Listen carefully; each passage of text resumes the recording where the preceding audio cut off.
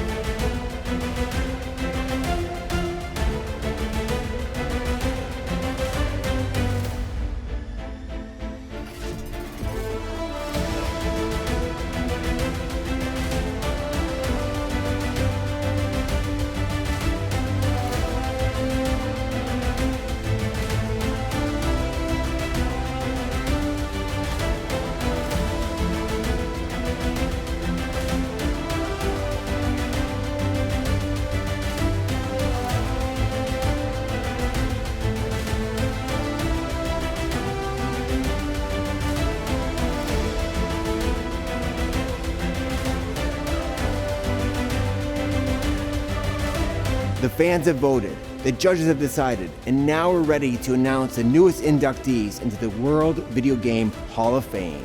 We're also really excited because this June, we're opening a brand new home for the World Video Game Hall of Fame.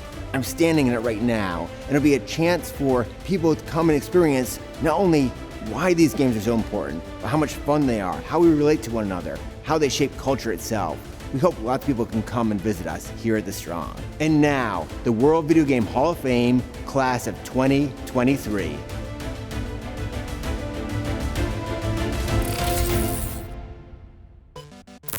Our first inductee brought video games out of computer labs and into arcades, where virtually anyone, as long as they had a quarter, could play them. This game didn't bring video games to the masses, not like Pong or Pac-Man later would. Instead, it paved the way. It showed that video games could be commercial products, and that someday, very soon, we would all pay to play them. The first inductee into the 2023 class of the World Video Game Hall of Fame is Computer Space. There was no video game industry in 1970. The games that we'd now call video games were still mostly locked away on computers in university and research labs. Engineering student Nolan Bushnell was captivated by the most popular of these games, Space War. He began brainstorming on a way to turn Space War into a commercial product. The only computers capable of running Space War at the time cost more than $100,000. The introduction of the $4,000 Data General Nova minicomputer reignited his interest. Bushnell, along with Ted Dabney and another partner, struggled to make their cosmic combat game work smoothly on a Nova computer. But Bushnell soon realized they could create more affordable, custom hardware that ran a simpler, single-player version of the game. In early 1971, Bushnell and Dabney brought the idea to Nutting Associates, known for producing the best-selling 1967 coin-operated trivia game Computer Quiz. They debuted Computer Space to a mixture of excitement and skepticism. The fiberglass cabinet looked like it belonged on the set of a science fiction movie. The gameplay resembled Space War, but rather than a rocket dueling with a spaceship around a sun, the single-player game pitted a spaceship against two enemy saucers. Early game tests were favorable, but initial excitement leveled off as further tests showed that the game's complex controls and physics frustrated many players. While some coin-op distributors and game operators liked the game, many more wondered if this new video game was just a fad. Nutting eventually sold 1,500 units, well below expectations, but it established the blueprint for nearly all coin-operated arcade video games that followed it. Bushnell and Dabney left Nutting and co-founded Atari, the company that ignited the video game industry with Pong. Ultimately, Computer Space didn't bring video games to the masses, but by showing that video games could reach paying audiences outside of computer labs, it laid the foundations for the game industry. I'm honored that Computer Space is being inducted into the Video Game Hall of Fame by the Strong Museum. My only regret is that Ted Dabney's not here to share this honor with me. We worked on it for over a year, put the cabinet together with clay on my kitchen table, and we're very proud that its place as the first commercial video game is being honored. Thank you very much. The next game up integrated digital and physical play while speaking to the existing play patterns in many young girls. Through innovative technology, players could design in-game and then play with those designs in the real world. This game is widely acknowledged as the first market success in games for girls, selling over 500,000 copies in the first 2 months. At a time when most games were marketed toward male players, and many executives doubted that a game for girls could succeed, this game proved that there was an entire demographic they shouldn't have been ignoring. The inductee is Barbie fashion designer.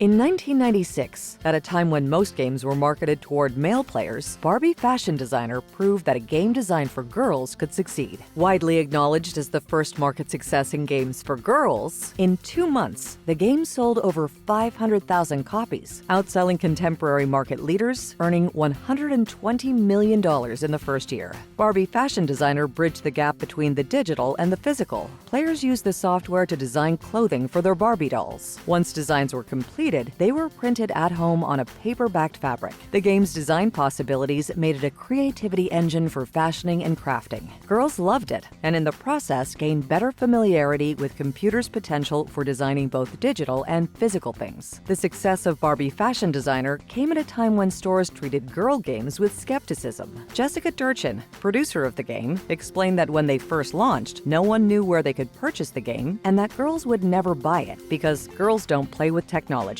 However, with persistence and the help of TV advertisements, Barbie fashion designer took off and showed the real market potential of girl gamers. The girls' games movement only inspired more questions and debate. What does it mean to be a game for girls? Should there even be games for girls? Nevertheless, what is undeniable is the way Barbie fashion designer shook up the software and gaming scene. No longer were girls excluded from the software aisle. PCs were introduced to a new generation of gamers through a game that spoke to the existing play patterns of many young girls, in the process generating sales that narrow-minded executives had been missing out on.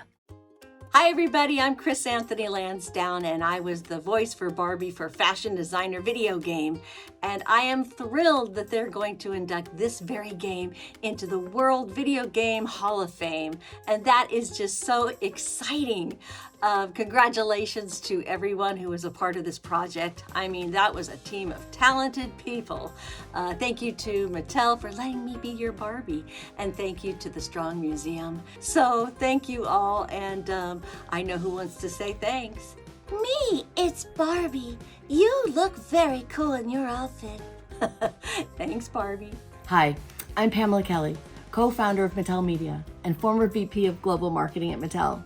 In 1996, Barbie fashion designer CD-ROM was revolutionary when it shattered the gender barrier in computer gaming.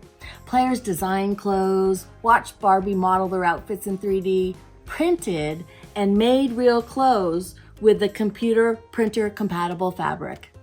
Truly innovative, it combined both digital and the physical play. Our team thanks The Strong for inducting Barbie fashion designer CD-ROM into the World Video Game Hall of Fame. If you are like me, then you also have cherished memories of hours spent around the TV, Wiimote in hand, building bonds and demolishing friends and family in your chosen sport. This quintessential game not only a reputation as a joy to play, but also legendary status as a community builder. Our next inductee to the World Video Game Hall of Fame 2023 is Wii Sports. If Atari's Pong helped usher in the video game revolution with a simple tennis game, more than 3 decades later, Nintendo's Wii Sports returned video games to the masses with simple, though unique versions of tennis, bowling, baseball, boxing, and golf. Released in 2006 and bundled with Nintendo Wii home video game consoles sold outside of Japan, Wii Sports best demonstrated how the company had redefined the way video games could be played. The game distilled each of its sports into essential elements that players participated in by moving the Wii remote. Wii Sports operated in a casual space where a set of tennis or a 3-inning game of baseball could be played in minutes. Wii Sports matched the actions of the player, a swing of the arm in the case of bowling, with what happened on the screen, removing barriers that might have intimidated non-gamers. Nintendo intentionally sought to broaden the base of gamers. As Nintendo's marketing for the game claimed, this is what video games should be, fun for everyone. Wii Sports became a gaming phenomenon as news stories proliferated about the game getting diverse groups of people off their couches and breaking a sweat. Senior centers routinely offered Wii Sports bowling leagues for people who had bowled during the boom of the 1950s and 60s, but found it too physically demanding to hurl an actual ball down a lane today. Wii Sports ultimately helped Nintendo sell more than 100 million Wii consoles, outselling its rival companies. With more than 82 million copies sold, Wii Sports is one of the best-selling video games of all time. But its true influence comes from the fact that it made gamers out of millions of people around the world who'd never thought about playing one before. Hi there, I'm Nate Bildorf from Nintendo of America. And I wish I could say I'm a world-class Wii Sports bowler. But while I've bowled a couple strikes in my day, I've left my share of splits standing too. I may even have dropped a ball behind me once, though only the Mii characters on my Wii console could testify to that. So while I won't win an award for my bowling skills, it's such a surreal moment to be here after the incredible journey Wii Sports has taken us on. The use of motion controls in Wii Sports changed the way people interacted with video games and got new generations of the family playing together, inviting everyone to experience the pure joy of movement. And the newfound joy of getting beat by our grandma in tennis. We're honored that Wii Sports is among this year's inductees into the World Video Game Hall of Fame, and that it gets to join past inductees from Nintendo like Super Mario Bros. And The Legend of Zelda. On behalf of everyone at Nintendo, we're grateful to The Strong for this acknowledgement. And thanks to the fans who continue to enjoy the Wii Sports series as its legacy lives on today in Nintendo Switch Sports. Thank you. The last game inducted into the World Video Game Hall of Fame was released on the PlayStation 3. Instantly, it began to receive rave reviews for its cinematic cutscenes, superb voice acting, and beautiful visuals. Its dark storyline and complex characters engaged audiences at the time, and would do so again in its sequel, and most recently in the HBO television series of the same name. The last game inducted into the World Video Game Hall of Fame, class of 2023 is The Last of Us.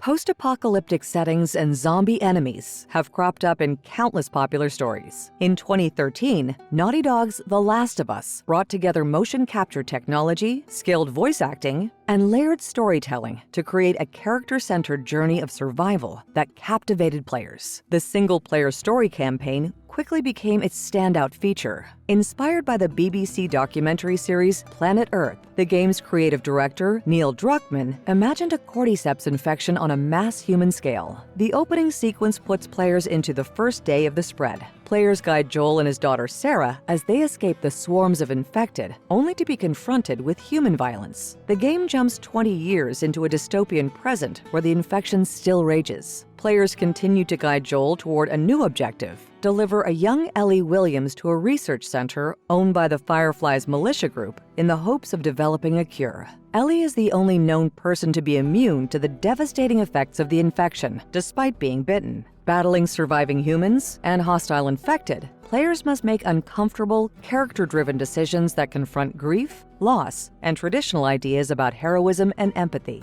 To say The Last of Us was well received is an understatement. Critics highlighted the game's uncanny ability to create deep bonds between players and Ellie, and for its depiction of LGBTQ characters. More than 200 publications named it as the 2013 Game of the Year, even amidst complaints about the game's excessive violence. The Last of Us was remastered in 2014 for the PS4 and fully remade and updated with greater accessibility options as The Last of Us Part 1 for PS5 and PC. The 2023 HBO adaptation has expanded the game's reach and popularity. The Last of Us demonstrated how game storytelling can offer a unique, intimate exploration of humanity.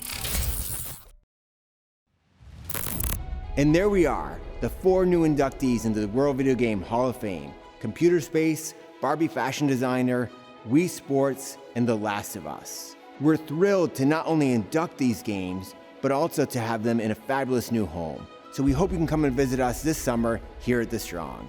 In the meantime, keep gaming.